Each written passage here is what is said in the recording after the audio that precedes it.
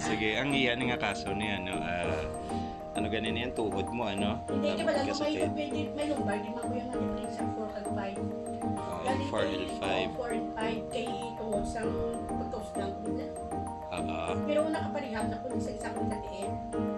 Ang ano mo, mainit kasi. Okay. Mainit na so buong mga bilik nila mainit lang yung nasa graban. Yan naman yung nagtugab sa yatek. Wala sa yatek pain.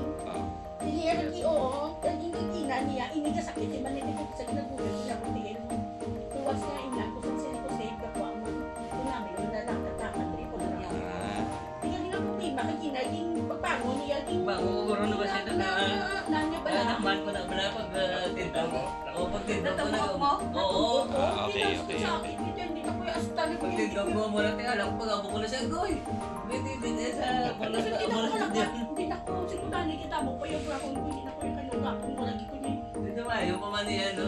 Sabi ko nga di siya yan siguro. Nagkakot nila po nag-amo na. Oo, dito. Sakit. Okay. Di sige, ngitaan ta pagi. Okay. Be, lakad mo. Kuya man, sakit. Kaya hindi ako nag-check. Okay. Magkakot na kilo, corazon mo.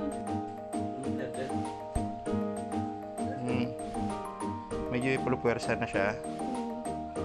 Very good. Masakit na rin. Kapag sa muna, tiriyan mo muna. May ano, mabanog pa niya siya karon sa gabi.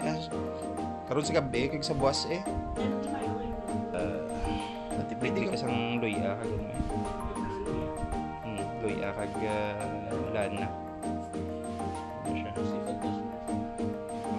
Okay na nangyayang twisted din siya.